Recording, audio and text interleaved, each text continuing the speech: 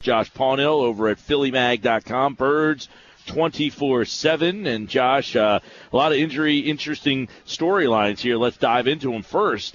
Jason Peters, no-go today. Lane Johnson switching over to the left side for, at least a minimal amount of time over there. Is that the most likely scenario for Sunday night? Yeah, it's with Jason Peters missing practice both today and yesterday. It looks like Lane Johnson will play left tackle on Sunday against the Cowboys. And what they'll do is they'll keep Matt Tobin at right guard because they want to keep that chemistry that they've developed on the interior offensive line with Tobin and Kelsey.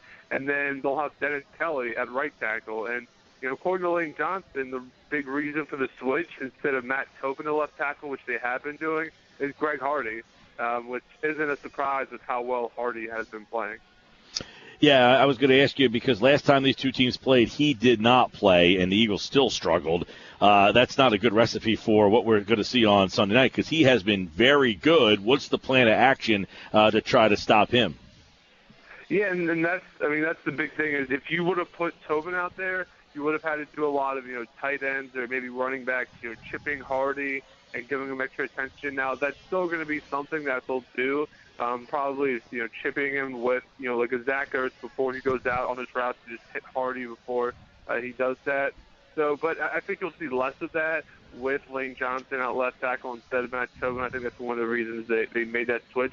But the Eagles' offensive line, as bad as they were, and I'll have to tell you, they were awful against the Cowboys in the run game. But they were actually pretty good in pass protection. Just going back and watching the film, Sam Bradford oftentimes had good pockets, was able to climb the pocket, and they just couldn't connect on the throw. So the first time around, the pass protection was pretty good, but Greg Hardy obviously is the big X factor heading into Sunday night's game. Josh Paunil, Philly Mag, Birds 24/7. Also, Ryan Matthews, he was listed as limited, didn't practice today, and I guess there's more credence behind that groin injury unless they're really trying to show you that he was injured there. So what would that do to the Eagles' offense if Matthews couldn't go? Yeah, well, what would probably happen is you'd probably just see more carries from DeMarco Murray and Darren Sproles, and now I'm not quite sure how many more. I don't think Darren Sproles would get all of the carries that Ryan Matthews would get because they say over and over again we view Ryan Matthews and DeMarco Murray as the same type of running back. So, but obviously Darren Sproles and DeMarco Murray aren't the same type of running backs. So I do think you'll see an increased role from Darren Sproles, but I don't think you would see the role that Ryan Matthews would have gotten if he would have played in. We don't know for sure yet that he's out, but it seems more likely that he may be out or in a limited role than being fully healthy for Sunday. I think one of the interesting storylines in this week is we talk about injuries in the NFC East, one of which you have with Romo, who's been out for a while, Bryant back, JPP, Deshaun Jackson's going to come back, but not a lot of people talking about what Kiko Alonso brings. There's a lot of star power that's coming back, but he's a pretty big-time player coming back. What do you think he adds and means to this team? Yeah, and just talking to players a lot this week and coaches about Kiko, the one thing that really struck me was people just talking about how he has a knack for being around the ball. And honestly, what it really reminds me of is what people were saying about Walter Thurman back in the preseason. You kept hearing coaches and his teammates saying he's always around the ball. He just kind of has this instinct to be around the ball. And the response is, okay, well, let's see. There was at the time there was no reason to think Thurman would have all these interceptions that he's had, but his teammates and coaches kind of warned about it. And now with Kiko, it's the same thing. Now he did have 4 interceptions his rookie year, so he's shown that he's around the ball, and that's the biggest thing is just always finding the ball and just having an instinct of where it is. It's interesting, too, because Hicks has come in and done such a nice job. I think early in the year, Jordan Hicks was a guy that we didn't really think much of. Now, you almost have to figure when D'Amico Ryans, and I'll ask you about him, too. I mean, he didn't practice today. When all 4 of those guys are up and going, what is the plan of action then?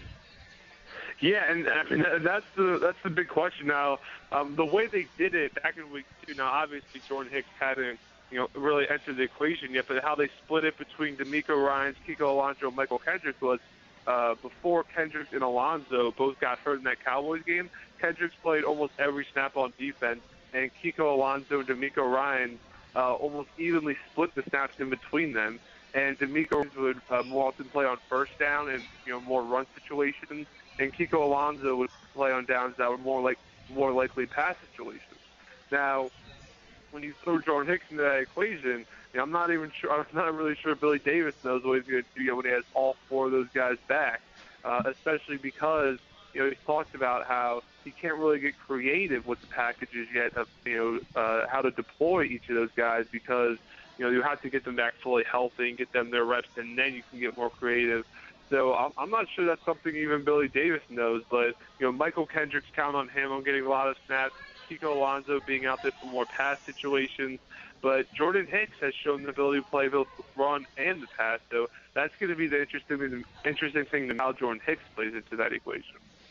All right, when you look at the matchup here, Sam Bradford and people who support, he's got to get more time. There's been people who want to make the switch. How important is this particular game? What if on Monday morning we're talking about another game, Josh, where he has struggled and missed guys and, just wasn't what you thought you were getting? What then? Well, I mean, obviously it's an important game, and, the guys always say, well, every game is important, which is true, but division games obviously are even more important. And if they can't beat the Cowboys, then that's going to spell trouble for the Eagles because this next 4-game stretch for the Eagles, I think, is going to determine, if they win the division. They have 4 games against teams that are below 500, and this is probably the easiest stretch left in the schedule. And they need to get into first place and create at least 1 game separation from the rest of the division. So if they don't win Sunday, I think that would be a huge loss for them. And Sam Bradford, more importantly, I would be shocked unless he throws 7 interceptions, that any change or any move like that will be made to bench Bradford for Sanchez. But I do think it will be a discouraging sign because, like you said, the big thing with Bradford is he has the arm talent and he has more potential, so let's stick with him. But at some point, you have to see the production and not just the potential. And we're in week 9 now, so you really got to start seeing that soon, or what do you have with it? What's a loss do to Dallas, in your opinion? They would be 6 in a row, 2-6, still another week minimally without Romo. What's a loss do? Because obviously that's another big factor for Philadelphia. They know that they can really do big-time damage to Dallas, but in your opinion, what does a loss do for Dallas? Yeah, I'm not sure Dallas would be able to come back from a loss with, losing 6 straight games without Tony Romo, especially the division games in there. And then, like you said, he wouldn't come back even the week after that. So I think if they can't win this game, and then when Romo misses the next game, I don't think they'd be able to make up that gap because once Romo comes back, I think they could definitely have the best record of the team. So I think they'll be in too big of a hole, maybe 3 games, maybe even a 4-game hole. So this game would really, really hurt Dallas' chances of winning the division. Big matchup on Sunday night, and you can check it out right here on 97.3 ESPN. Josh Paunil from Birds 24/7 over at PhillyMag.com. Guys have plenty more on the matchup and the game and all the little intricacies that are going on here. As you mentioned, Lane Johnson could be moving to left tackle. That'd be the first time, to my knowledge, he's played left tackle at the NFL level, right? I mean, he may have played a play or two, but I don't think so. Yeah, that's one thing that's been very interesting to me. When this was first brought up a few weeks ago, it was suggested that when Jason Peters was doubtful for a game that, people asked Lane, are you going to play left tackle? And he was like, well, I haven't even played left tackle since my rookie year in training camp, so I don't know. And so that's the one thing that, even though it looks like he will play left tackle if Jason Peters can't go, expect him to be rusty because as good as, compared to the rest of the line, as good as he's been, making that switch, it's just different between those two positions. And so he said that's going to be one thing that he has to get used to. And he was asked today, will you be able to have enough time for just 1 week to be comfortable? And he was like, we'll see. So it didn't sound very confident. No, and Chip Kelly was asked about the differences in terms of playing right side and left side and technique and stance and a lot of that stuff. But a lot of times it's, the fact that you got Greg Hardy lined up over top of you, it changes a lot of things. Another thing, real quick, Josh, we talked about this before. Yesterday, Shermer had said Murray was healthier.